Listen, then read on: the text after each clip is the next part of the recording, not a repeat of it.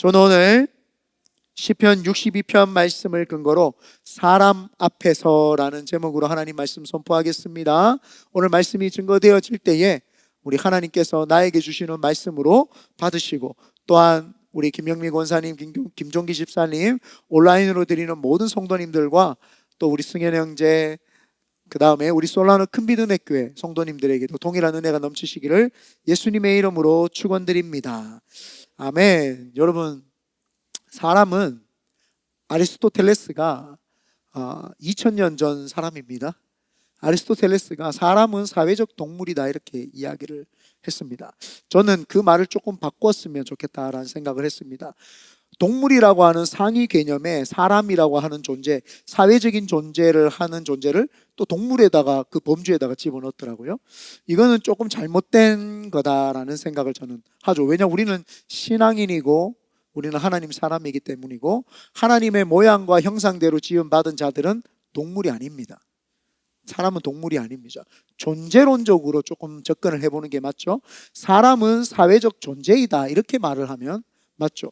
그래서 존재론적에서 사람의 범주, 인격을 가진 사람의 범주와 동물의 범주로 나누고 난 다음에, 동물 중에서도 집단적으로, 사자처럼 집단적으로 생활하는 동물이 있고, 홀로, 호랑이처럼 홀로 독고다이로 움직이는 또 동물이 있다. 그러나 사람은 존재론적인 범주에서 사람이라고 하는 것은 사회성을 가진다.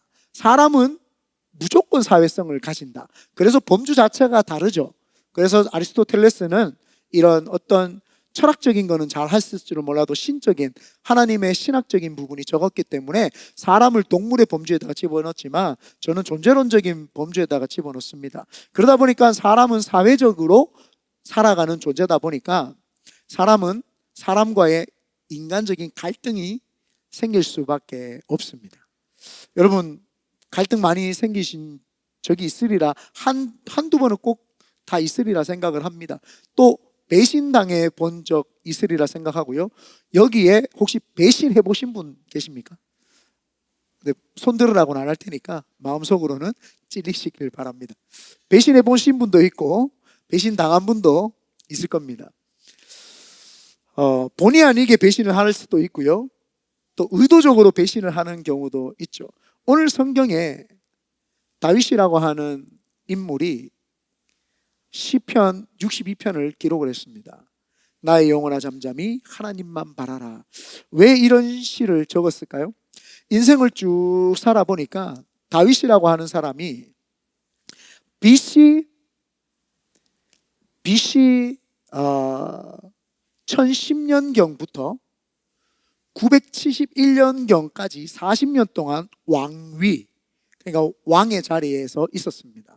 그래서 다윗이라고 하는 인물은 BC 아마 한 30년경쯤에 대략 태어났을 건데, 이 BC 10년경에서 BC 971년까지 한 40년 동안 왕위에 오르면서 굉장한 많은 그 사람과의 갈등 속에서 있었던 사람이 바로 이 다윗입니다.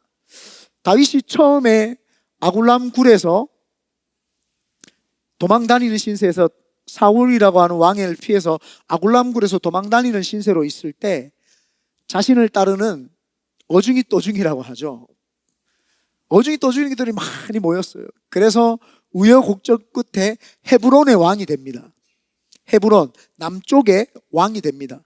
그러고 나서는 사울 왕이 죽고 이제는 예루살렘으로 들어가면서 전체적인 이제 왕위를 차지를 하죠. 헤브론 왕위를 7년 동안 했었습니다. 7년 동안. 그러면서 자신을 모함했던 사람도 있었고, 자신의 장인어른이자 자신을 가장 지지해줘야 되는 사울 왕에게도 죽임을 당할 뻔했고요. 그리고 자기가 헤브론의 왕으로 등극을 했을 때 권모술술들이 많아가지고 거기에서 얼마나 정치적인 입지에서 자신을 모함하고 죽이려고 하는 세력들이 많았죠.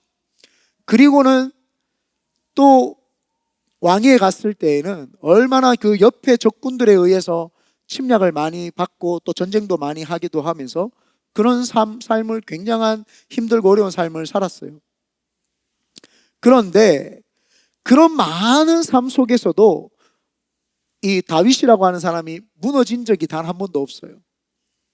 무너진 적이 없고 강력한 그 신앙심과 신정 정치, 하나님이 함께 하신다라고 하는 그 믿음, 나는 할례 받은 백성으로서 하나님 앞에서 건강하게 살고 있다, 아주 이런 단단한 믿음이 있었는데 그 마음이 와르르르르 무너지는 배신을 당하는 게 있습니다. 그게 무엇이냐? 자신의 넷째 아들인 압살롬, 셋째 아들이죠. 죄송합니다. 압살롬에 의해서 배신을 당합니다. 압살롬에 의해서 이제 배신을 당할 때 그때 썼던 이 시가 오늘 시편 62편입니다. 아이도벨이라고 하는 다윗의 책사가 있었어요. 이제 이 다윗이 점점 늙어가니까 이 아이도벨이라고 하는 사람이 새로운 정권을 이제 이양을 해야 될 때가 왔지 않습니까? 그러니까 그 책사가 압살롬에게 붙은 거예요. 그 압살롬에게 붙어가지고 압살롬이라고 하는 그 아들과 함께 다윗을 반역을 합니다. 얼마나 가슴이 무너지겠습니까? 남도 아니고 자기 가장 옆에 있었던 책사, 자기에게 모든 걸 조언해주고 똑똑하다고 했던 그 책사 아이도벨이 배신을 해서 자기 아들, 다른 것도 아니고 자기 아들 압살롬에게 가서 붙어가지고 아버지를 합니다. 압살롬은 누구냐 하면은요, 압살롬의 이복 동생이, 이 압살롬의 동생이 있는데, 첫째 아들이 암논입니다. 암논. 다윗의 첫째 아들이 암논이 압살롬의 누이를 겁탈을 합니다. 강간을 했죠. 그때 이 압살롬이라는 사람이 2년 뒤에 양털 깎는 축제를 열면서 자기 형들을 다 모아놓은 상태에서 첫째 형을 죽여버립니다. 첫째 형을 죽여버리죠. 한 사람을 죽여본 사람, 자기 형제를, 물론 이복형이지만 다윗이 부인이 엄청 많았어요. 그냥 결혼해가지고 정실 부인만 9명이고 첩들까지 하면 엄청 많았어요. 그런데 이 첫 번째 아들, 이 암논이라고 하는 친구가 압살롬의 누이 동생의 겁탈하면서 압살롬은 그때 이제 눈이 뒤집힙니다. 눈이 뒤집혀가지고 2년 뒤에 계획을 해서 양털 깎는 축제에 불러다가 형이 술 취해 있을 때에 암논을 그 자리에서 살해해버립니다. 이렇게 사람 죽이는 것을 무서워하지 않았던 사람이 압살롬이에요. 그러니까 압살롬이 자신의 외가댁으로 피해가지고 3년 동안 피신해 있습니다. 아버지 다윗이 화가 나가지고, 자기 첫째 아들을 죽였으니 화가 나가지고 대답도 안 하고 그냥 단절시켜가지고 이제 3년 동안 만나주지도 않고 대화도 안 했습니다. 압살롬하고. 그런데 압살롬을 용서해가지고 돌아와서도 2년 동안 가택연금 집에다가 놔두고 그냥 다윗이 말도 안 걸어줍니다. 5년 동안 그는 아버지로부터 버림받은 삶이 되죠. 사실은 본인이 모든 사람을 버렸다고 볼 수 있는 거죠. 압살롬이라고 한 사람이 형을 죽였으니, 물론 자기 동생을 겁탈했다고 해야지만 아무리 그래도 같은 형제인데 죽였으니 이제 있었죠. 그런데 그 5년 동안 압살롬은 아버지를 반역해야 되겠다라고 하는 생각을 깊이 했던 것 같아요.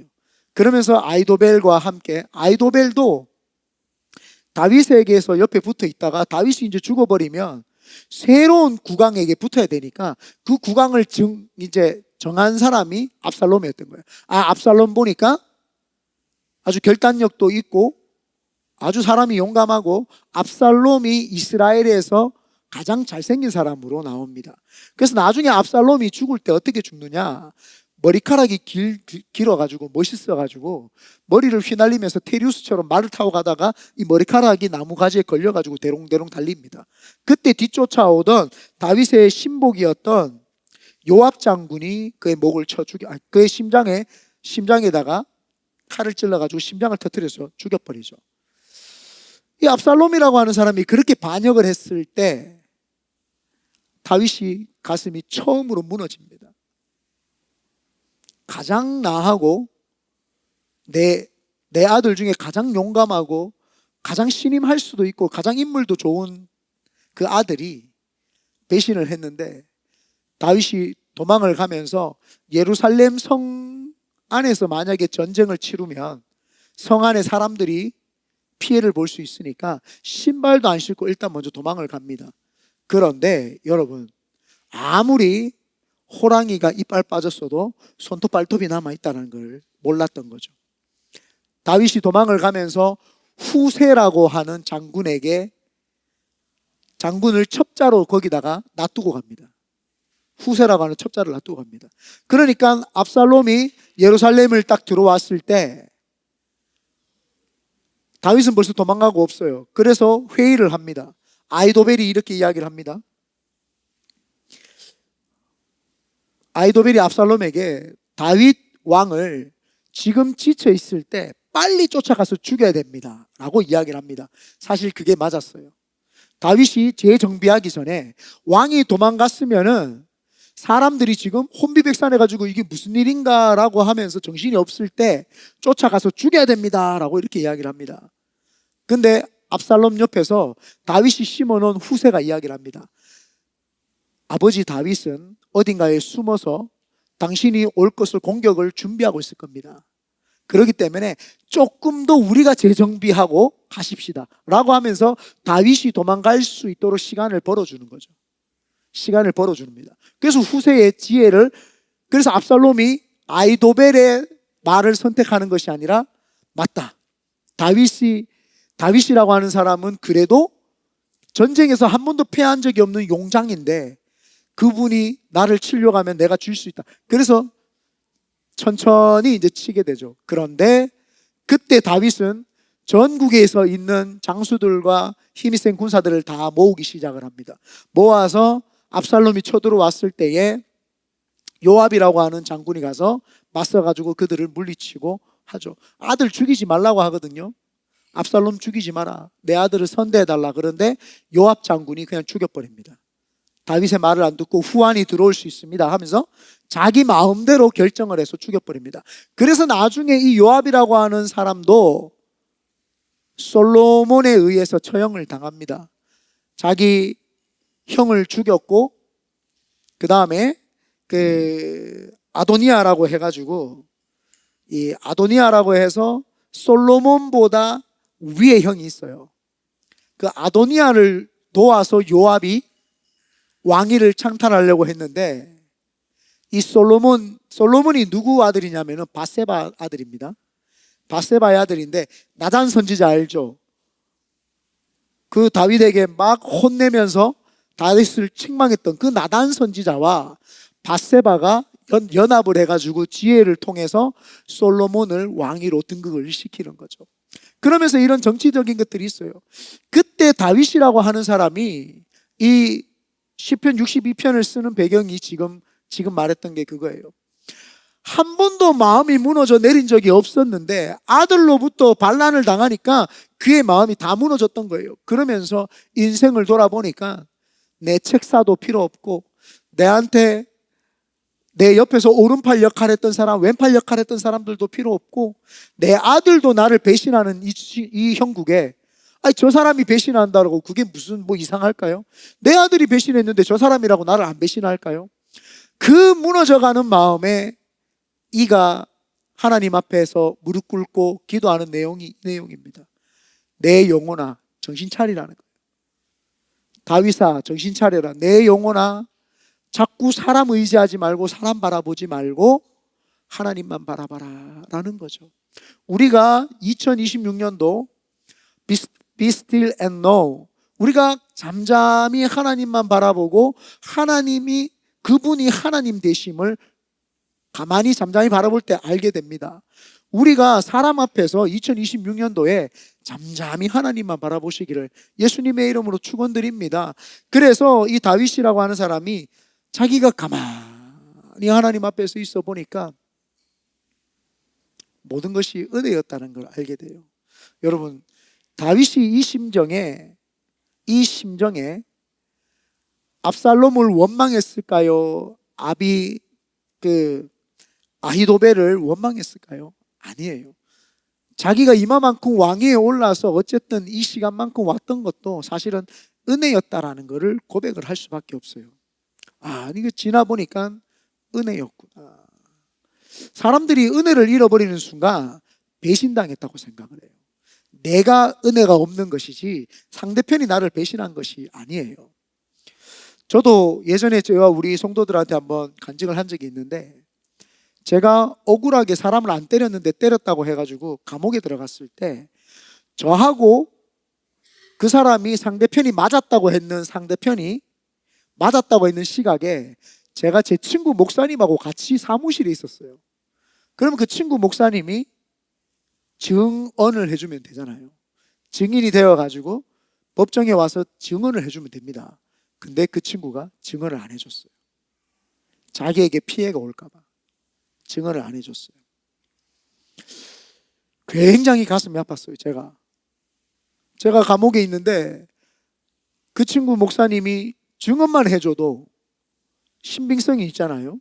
같이 있었다, 내가 사무실에 같이 있었다라고 증언만 해줬어도 됐는데, 제 마음이 다 무너져 내렸어요. 와르르르르 무너져 내리면서, 하나님, 어떻게 그럴 수가 있습니까? 저하고 같은 장소에서 같은 사무실에 있었는데, 근데 그분이, 이제 그 친구가 군목이었어요. 근데 상대편에 맞았다고 하는 측의 목사님이 군목을 통솔하는, 전체 군목을 통솔하는 목사님이었어요. 그러다 보니까 자기가 증언을 하면은 이 목사님이 불리해지니까 증언을 안 했던 거예요. 제 입장에서는 그렇죠. 어떻게 정직하게 군목을 떨어지더라도 정직하게 증언을 해줘야 되는 거 아닌가. 그런데 어떻게 권력 앞에서 그렇게 할 수 있는가. 제 마음이 무너져 내리면서 얼마나 그게 배신감을 느껴지고 울었는지 모릅니다. 막 우는데 요셉이 생각이 났어요. 요셉이 감옥에 들어갔을 때, 사도 바울이 감옥에 들어갔을 때, 베드로가 감옥에 들어갔을 때 어떻게 했지? 찬송하고 기도했더라는 거예요. 그 사람들이 감옥에 갔을 때 억울합니다 라고 이렇게 했는 성경 구절이 없어요. 그때 제가 깨달았어요. 하나님이 나를 변화시키려고 감옥에 집어넣은 거지, 그 친구가 지금 문제가 아니구나. 그 친구가 나를 배신한 것이 아니라 하나님이 나를 지금 감옥에 넣어놓은 거구나. 그걸 제가 깨달았던 거죠. 그래서 그 감옥에서 얼마나 울었는지 모릅니다. 또 울고 또 울고 또 우는데, 하나님에게서 내 속에 은혜가 회복이 되니까 그 친구가 저한테 해줬던 은혜가 생각이 나는 거예요. 그 친구가 나를 증언을 안 해준 거는 하나도 생각이 안 나고, 그 전에 그 친구가 나한테 해줬던 것이 막 생각이 나는 거예요. 은혜가 막 생각이 나는 거예요. 맞다, 그 친구는 원래 그런 사람이 아니지. 제가 중국 갈 때 배 타고 갔다고 제가 이야기를 했잖아요. 비행기 값이 없어서 그런 게 아니라 배를 한 번도 못 타봐가지고. 큰 유람선 배를 타고 1시간이면 천진에 도착하거든요. 인천 제2부두에서 출발하면은 천진항에 도착을 해요. 그럼 천진에서 한 2시간 베이징으로 차 타고 이제 올라가는데, 배를 너무 타고 싶은 거예요. 24시간 걸렸어요. 다시는 안 타야 되겠다 생각했어요. 너무 지겨웠어요. 거기서 러브 액츄얼리를 봤죠. 네.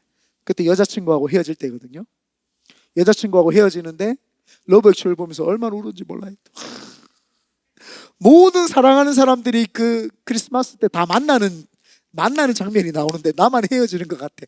인생의 모든 슬픔은 나 혼자 다 가진 것 같았어. 그래서 그 배 타고 가는데 하나에 50kg 정도 되는 이민 가방을 들고 가는데, 저희 어머니가 걱정인 거예요. 기봉아, 저기 중국 가는데 혼자 어떻게 인천까지 가려고 하나, 대구에서. 어머니가 서글퍼가지고, 그 아들이 중국 간다고 하니까 얼마나 서글프겠어요. 그것도 선교하러 간다고 하니까 서글퍼가지고, 기봉아 근데 어떡하려고 했냐 했을 때, 그때 그 친구가 대구에 와서 서울에 살았는데 대구까지 와서 그 짐을 저하고 같이 들고 같이 기차역까지 데려다 줬고 기차역에서 같이 서울역까지 갔고 중간에 그 친구 목사님 여자친구가 탔었어요. 같이 데려다 준다고. 사모님은 아니에요. 네. 사모님은 아니고 여자친구가 탔었어요. 그 여자친구가 타가지고 같이 서울역에 내리고 서울역에서 또 다시 인천까지 가는 무슨 뭐 지하철인가를 타고 가가지고 뭐 지금은 기억도 안 나요. 뭐 타고 갔는지 내리고 그런 다음에 거기서 또 택시 타고 제2 인천 부두까지 갔어요. 그때 그 친구가 그 무거운 짐을 저한테 계속 들어줬어요. 그리고는 그 인천 부둣가에서 배에 기다리고 있는데 저한테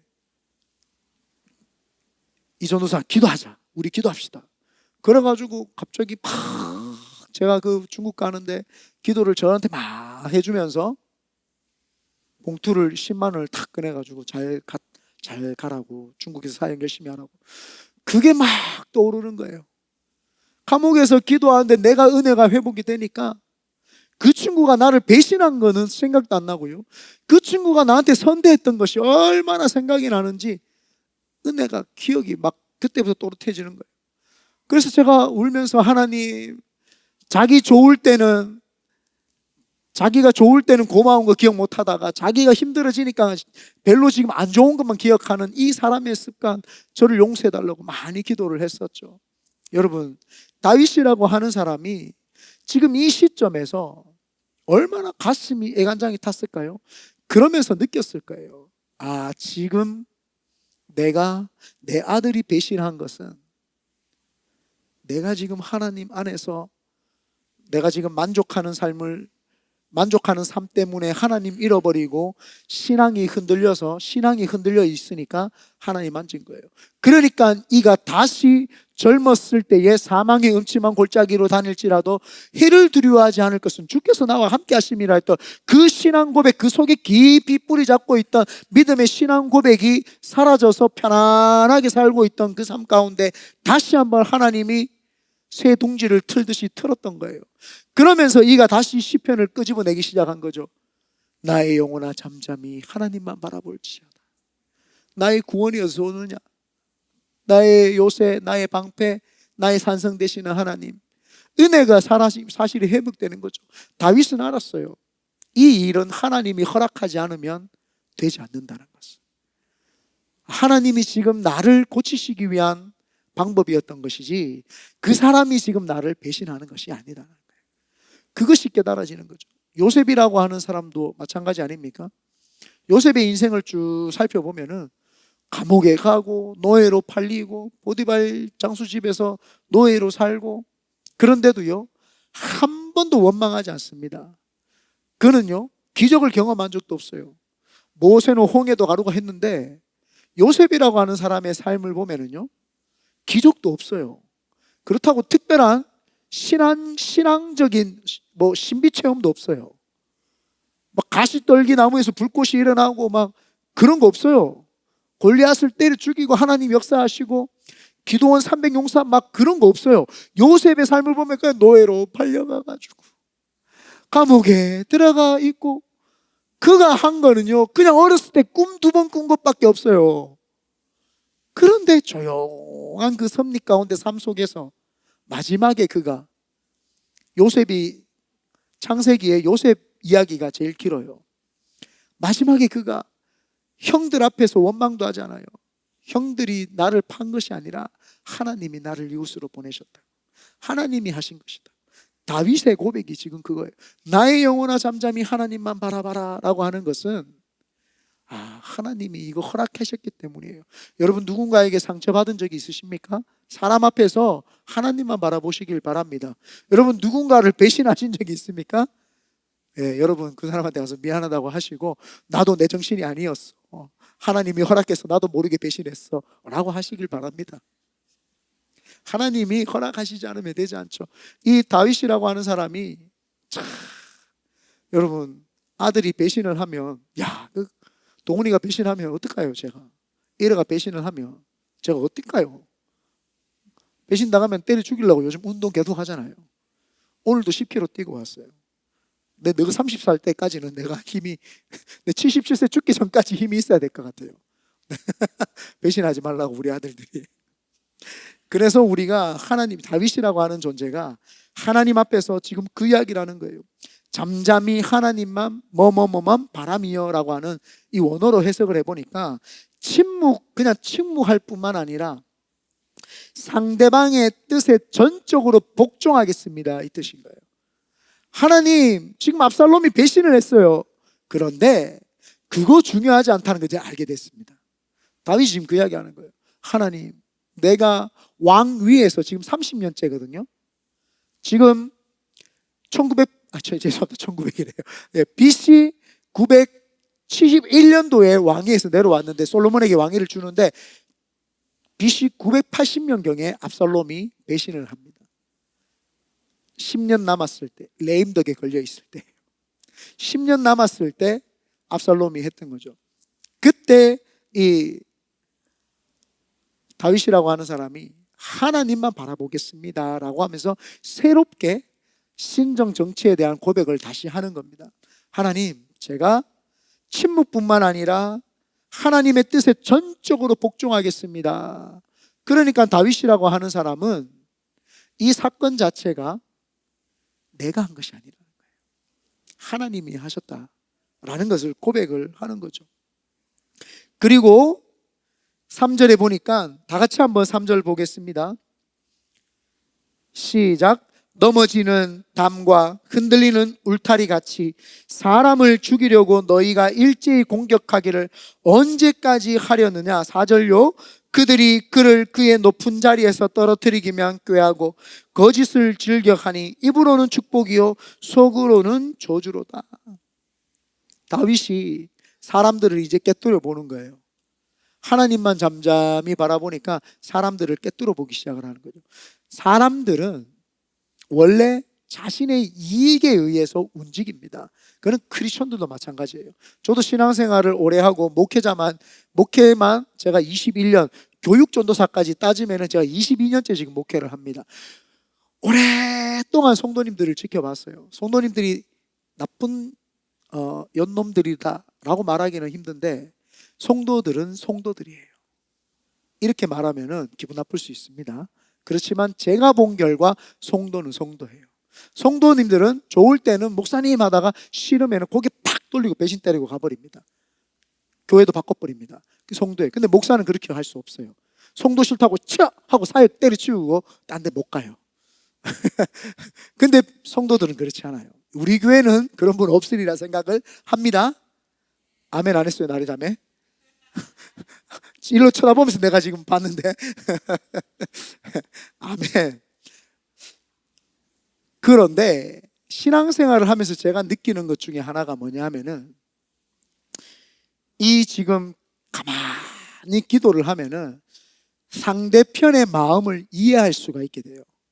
상대편이 어떤지를 알게 돼요. 그래서 사람들은 기도라고 하는 것을 뭔가를 요구를 하는 걸로 생각을 하지만 기도는 하나님께 아뢰면은 하나님이 지금 내 상황과 내 처지와 내가 가지고 있는 모든 사회적인 구성 요소들 가운데서 볼 수 있는 객관적인 눈을 준단 말이에요. 그게 기도예요.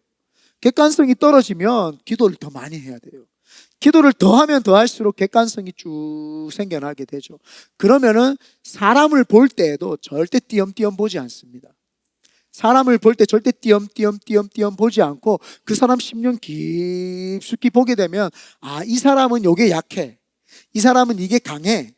이 사람은 이럴 때 문제가 발생하고 이 사람은 이럴 때 좋아하고 이게 사실은 나와요. 그래서 성도들이 그게 팍팍팍팍 튀어나올 때 보면은 놀랍지는 않아요.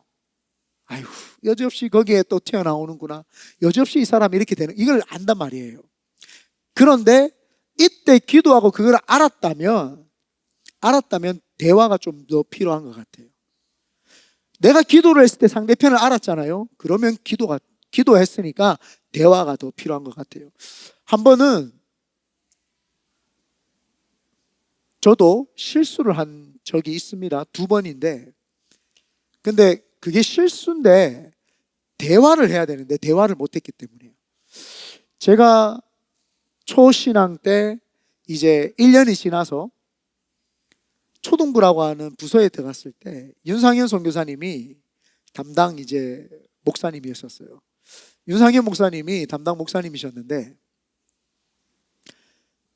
제가 막 전도에 대한 열정이 막 많이 있으니까 이걸 어떻게 해야 되나 생각을 하다가, 왜냐하면 제가 11시에 초등부 예배를 드려야 되니까 저는 9시 예배를 드렸거든요. 9시 예배를 드리고 그 다음에 초등부 예배 11시 예배를 드렸단 말이에요. 아이들을 관리하고 교육을 하고. 그런데 전도를 하고 싶은데 전도해야 될 사람이 9시에 오자고 하니까 너무 아침이 일찍이니까 이거 부담이 되는 거예요. 제가 부담이 되고, 그 다음에 11시 예배는 초등부 예배를 드려야 되니까 또 부담이 되는 거예요. 그잖아요.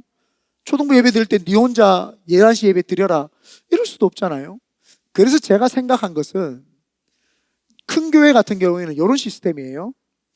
9시 예배 드리고 와서 미리 11시 예배 드리기 전에 10시 반부터 기도회를 시작을 해요. 오늘 우리 초등부를 위해서 기도합시다. 그래서 기도를 하고 그 다음에 초등부 예배를 드리고 마치고 나면은 식사를 하고 1시부터 교사 반성회 시간이라고 해서 또 교사들이 모여가지고 모임을 다음 주 어떻게 할 건지 기도하고 모임을 하는데, 제가 그 모임을 빠지고 교회가 크니까 1시 예배를 그 친구를 데리고 예배를 드렸어요.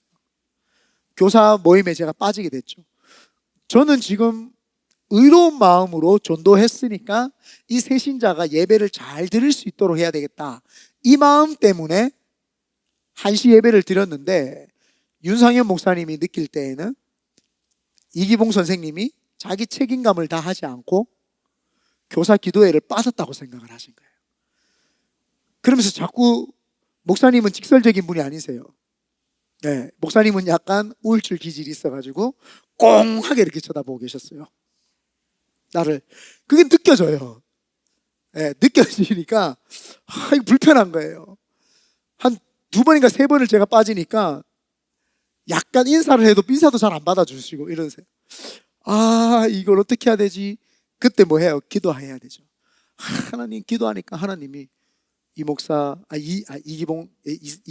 기봉아, 네가 지혜롭게 대처를 하면 어떻겠냐? 어떻게 윤상현 선교사님한테 그 친구를 데려가서 기도를 좀 받으면 어떻겠냐? 맞구나. 여러분이 배신 안 하고 싶은데 상대편은 배신했다고 느낄 수 있어요. 이해가 돼요, 지금?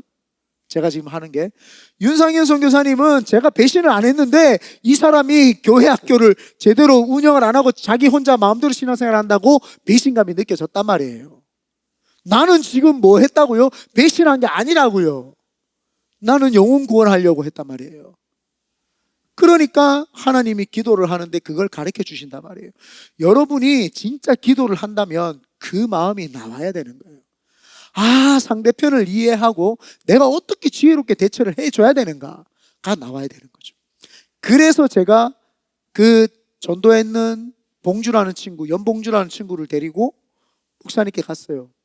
되게 목사님이 저한테 인사도 잘 안 받아주시고 그러시더라고요.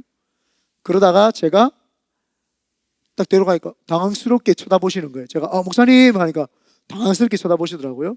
목사님, 제가 전도에 있는 친구입니다. 그러니까 윤상현 선교사님이 이렇게 예, 이렇게 하시더라고. 그 점잖은 분이 당황하셨어요. 그래서 제가, 봉주야, 앉아라.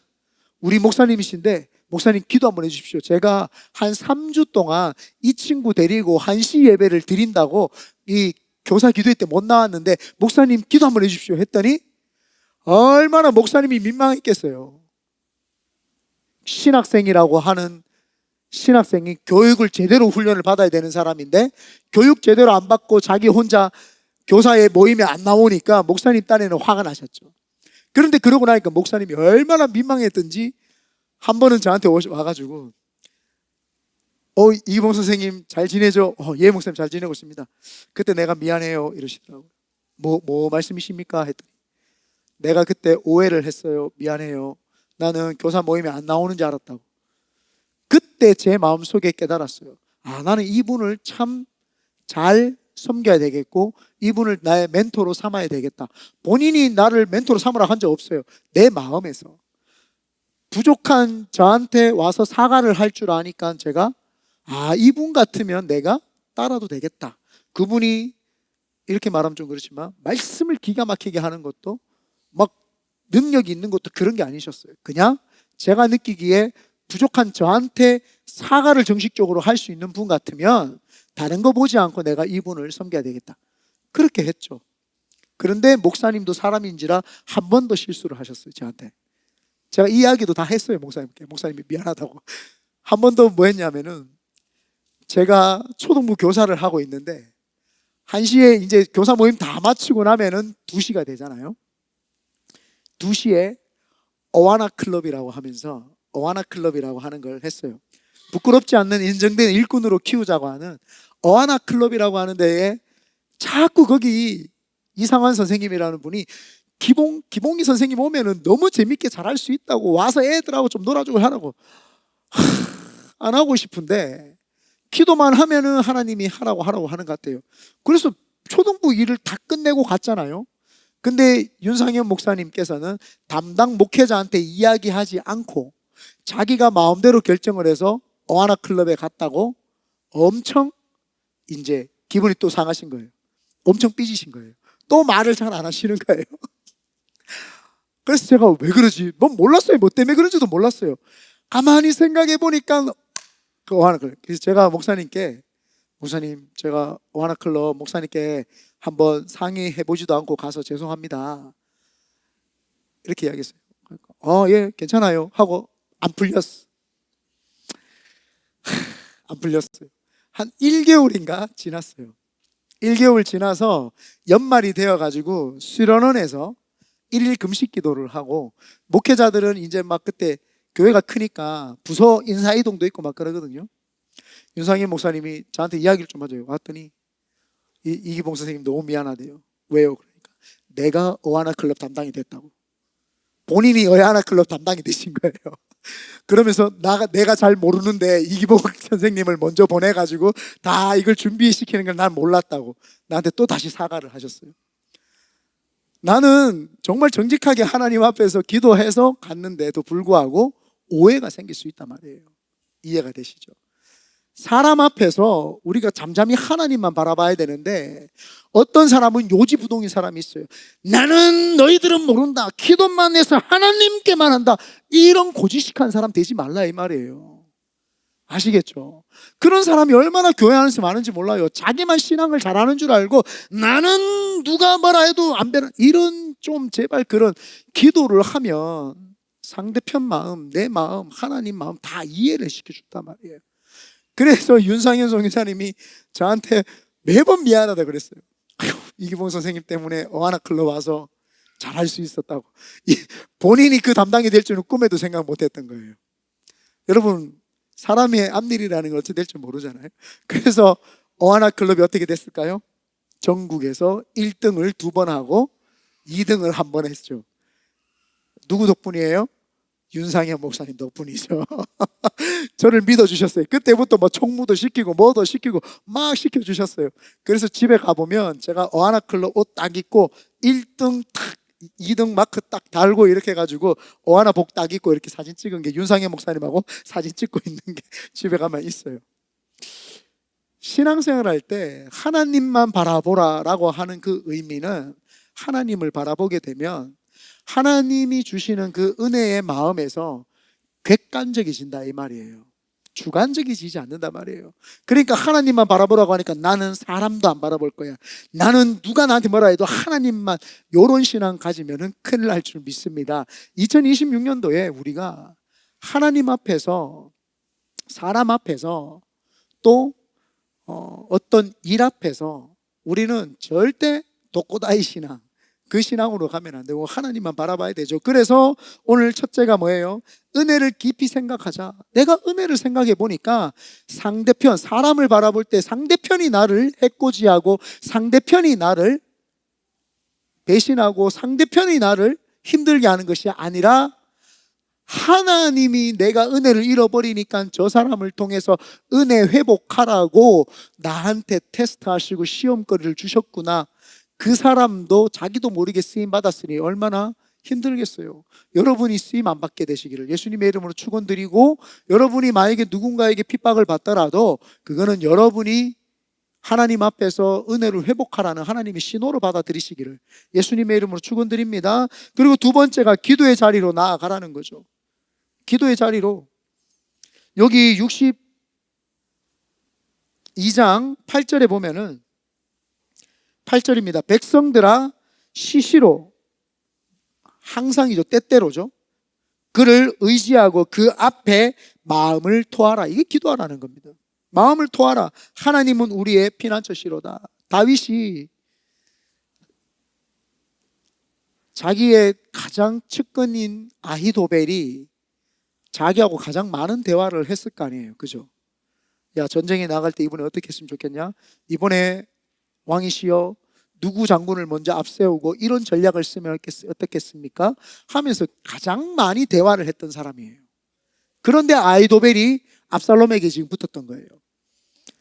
그러니까 이 다윗이 가만히 생각해 보니까, 그래, 사람하고 상의하고 사람하고 이야기하는 것이 아니라 하나님하고 상의를 해야 되는구나. 무시로 시시로 때때로 하나님 앞에 나가야 되는구나. 그걸 알았던 거죠. 그래서 백성들아 시시로 그를 의지하고 그의 앞에 마음을 토하라. 하나님은 우리의 피난처시라. 이 말이 이제 기도의 자리로 나아가라는 거죠. 기도의 자리로 나아가서 사람을 의지했던 거 내려놓고 하나님만 바라볼 수 있는 그런 마음을 우리에게 가지라는 것입니다. 세 번째가 뭐냐 하면은요,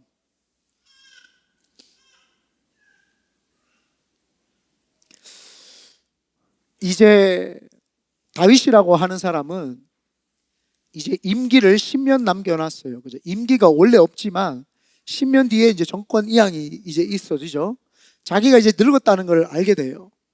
자기가 늙었다는 걸 알게 되니까 이 다윗이라는 것이 사람을 보는 눈들이 이제 달라져요. 다윗이 사람 보는 눈이 달라져서 죽을 때 솔로몬에게 요압이라고 하는 장수가 내 측근인데 저 장수는 반드시 배신을 할 거고 반드시 솔로몬 너한테 방해거리가 될 것이다 라는 것을 알려줘요. 여러분, 사람 앞에서 사람을 바라보려고 하면은 자꾸 믿음의 대상이 됩니다.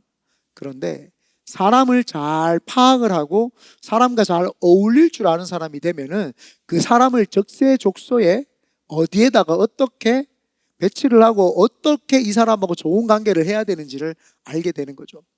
다윗이라고 하는 사람이 전쟁에 앞장설 때는 요압이라고 하는 사람이 가장 필요했어요. 왜요? 지금 압살롬이 쳐들어오는데 이거를 막아낼 수 있는 용감한 장군은 요압이었거든요. 그 요압이 앞장서서 했어요. 그런데 이 사람은 배신할 사람이라는 걸 다윗은 알고 있었던 거예요. 배신할 사람이라는 걸. 그래서 솔로몬의 왕이 되었을 때에 이 요압이라고 하는 사람은 가만히 두지 말고 너를 배신할 사람이니까 처단을 하라는 거예요. 이 눈이 밝아져서 사람이 연수가 오래되고 사람을 많이 상대하면은 눈이 밝아져서 사람을 이렇게 보면 금방 그 사람의 그 기질과 MBTI와 이제 뭐 그런 것들을 정확하게 조금 이해를 하고 파악을 할 수 있게 돼요. 그러면서 이제 솔로몬에게 그 이야기를 해줬죠. 그랬더니 진짜 솔로몬이 왕위가 되는 것을 방해하려고 아도니아, 솔로몬의 조금 더 위에 형들이 많았으니까 형을 지지하면서 반란을 일으키려고 했었어요. 반란을 일으키려 했을 때 솔로몬이 아버지의 말을 듣고 있었기 때문에 이 사람을 예의주시하고 늘 지켜보고 있었어요. 이렇게 늘 예의주시하고 앞에서는 아이고 요압 장군 왔습니까? 요압 장군을 지켜 세워줬지만 뒤에서는 늘 예의주시해서 이 사람은 아빠가 배신하고 이 사람은 그런 사람이라는 것을 왜 그랬냐면은 다윗이 압살롬을 죽이지 말라고 했으면 내가 생각할 때 죽여야 되는 사람이라고 생각을 하지만 왕이 죽이지 말라고 했으면 그 말에 순종할 수 있는 사람이 더 중요한 거예요. 그러니까 이 요압이라고 하는 왕은 사울 왕과 비슷한 습관을 가진 거예요. 사울 왕과 비슷한 기질을 가진 거예요. 하지 말라고 했으면 거기에 순종을 할 줄 알아야 된다. 인내를 하고. 그런데 그거를 못 참는 거예요. 자기가 판단했을 때 이렇게 해야 된다고 생각이 딱 결론이 내려지면 그냥 해버리는 거예요. 그러니까 다윗이 하지 말라고 했는데도 배신을 했단 말이에요. 다윗이 하지 말라고 했는데 다윗을 위해서 내가 압살롬을 죽였습니다. 후환이 두렵기 때문에 압살롬이 또 군인들을 모아가 또 쳐들어오고 우리 왕을 또 겁탈할 수 있으니까 아예 미리 싹부터 잘라야 됩니다 하고 압살롬을 자기 마음대로 처형을 해요. 나무에 머리가 걸려 있던 상태이기 때문에 그냥 산채로 잡아다가 왕에게 끌고 갔으면 왕이 알아서 처형을 할 거 아니에요. 그죠? 그런데 그렇게 하지 않아요. 그 속에 늘 배신의 영이 그도 있는 거예요. 압살롬의 영, 사울 왕의 영이 있는 거예요. 그러니까 다윗이 그걸 정확하게 알았던 거예요. 이 사람은 권력 앞에서는 언제든지 배신할 수 있다. 이게 머릿속에 딱 다윗의 머릿속에 딱 박힌 거예요. 그래서 솔로몬에게 이야기해 주니까 솔로몬이 그거를 계속 지켜봤던 거예요. 그런데 아니나 다를까 자기 형 아도니아하고 딱 붙어가지고 솔로몬을 배신을 하죠. 그때 솔로몬이 처형을 하려고 잡아다가 죽이려고 하니까 도망을 가가지고 제단, 뿔 기억나요? 제단 4개의 뿔이 있는 거, 그 뿔을 잡으면 구원의 뿔이에요. 구원의 뿔을 잡으면 살려주는데 솔로몬이 아빠의 말을 딱 기억하고 그대로 죽여버립니다. 구원의 뿔을 잡았는데도 죽여버립니다. 우리가 이제 2026년도에는 조금 사람을 인문학적으로 깊이 볼 수 있는 눈이 생겨야 될 줄 믿습니다. 그래서 사람에게 속았다 안 속았다가 아니라 나는 하나님 앞에서 은혜 가운데 있고 기도를 하면서 상대편을 이해할 뿐만 아니라 내가 사람을 좀 깊이 보는 눈, 그거는요 기도도 많이 해야 되지만 내가 사람을 이해하는 인문학적인 공부를 조금 해야 돼요. 그거 안 하면 솔직하게 조금 힘듭니다. 그래서 옛날에 삼국지 3번 읽은 사람하고 대화하지 말라 했던 말이 뭐냐, 삼국지에 많은 인물들이 나오잖아요. 그 인물을 다 이해한 사람은 사람을 잘 파악을 하는 사람이라는 거예요. 삼국지도 인문학이 하나에 들어가잖아요. 로마 신화에 보면은 많은 신들이 나와요. 왜 로마 신화를 사람들이 읽으라고 그래요? 그 로마 신화에 보면은 이런 인물 저런 인물들의 성격들이 다 있는 거예요. 인문학이라고 하는 거는 인간을 조금 더 깊이 이해해보는 그런 학문이 인문학이죠. 그래서 요즘에는 AI 시대에 인문학이 더 뜬다 뭐 더 뜬다 이렇게 이야기를 하잖아요. 우리는 뜨기 전에 벌써 인문학을 하자고 이야기를 했잖아요. 그래서 우리 아이들 인문학 공부하고 있고. 다시 언제 시작해요? 감사합니다. 곧 커밍 순이래요. 네. 그래서 인문학, 여러분들 솔로몬의 마지막 날이라는 책 읽어보셨어요? 아마 우리 여기 애들 둘이 말고는 아무도 안 읽어보셨을 거예요. 보라 전사님 정도나. 우리가 요거 인문학에서 가르쳐 주거든요. 인문학 혹시 읽었어요? 안 읽었구나. 참여를 하셨는데 안 읽었어요? 솔로몬의 마지막 날? 솔로몬이 아니고 죄송합니다. 소크라테스의 마지막 날. 죄송해요. 제가 실수했네요. 인문학적인 걸 여러분 조금 공부를 해야 된다고 저는 생각을 해요. 크리스천들이. 근데 제일 좋은 인문학 중에 인문학이 무엇이냐? 성경입니다. 성경에 몇 명의 인물이 나올까요? 수천 명의 인물이 나옵니다. 그래서 성경을 깊이 이해를 하고 성경을 깊이 읽으면 거기에 여러분하고 가장 맞는 인물이 나온다니까요. 그러면 그 인물을 자세히 보세요. 이 인물의 장점과 단점이 나구나. 그래서 장점과 단점이 있으면 장점은 살리고 단점은 죽여야 되는 거죠. 저는 제가 아무리 성경을 봐도 배우고 싶은 사람은 여호수아인데 제일 많이 닮아 있는 사람은 사도 바울이더라는 거예요. 그래서 사도 바울의 인물성을 자세히 많이 연구를 해봅니다. 그랬더니 거의 이렇게 말하면 그런데 싱크로율 거의 100% 정도 될 정도로 비슷해요, 성품이. 제가 이렇게 사도 바울을 보니까 그 사람도 목숨 걸고 살더라니까요. 목숨 걸고 살고 목숨 걸고 그렇게 살아요. 그리고 성도들이랑 사역이랑 사명에 그 사랑하는 마음을 담고 살아가는 게 얼마나 대단한지 성도들을 위해서는요 목숨을 걸고 뭐 다니더라고요. 이번 주에 그 우리 준호 전사님 설교했던 부분, 설교했던 부분에 거기에 보면은 사도 바울이라는 사람이 얼마나 고린도 교회를 사랑했으면 드로아에 있다가 마게도냐로 가는데, 드로아에서 원래는 디도를 만나기로 약속을 했는데 디도가 안 오니까 우리 약속 시간이 지났으면은 마게도냐까지 가자. 그래서 마게도냐에서 만나거든. 그 사도 바울 목사님이 고린도 교회를 얼마나 사랑했으면 드로아에서 전도의 문이 열렸다니까요.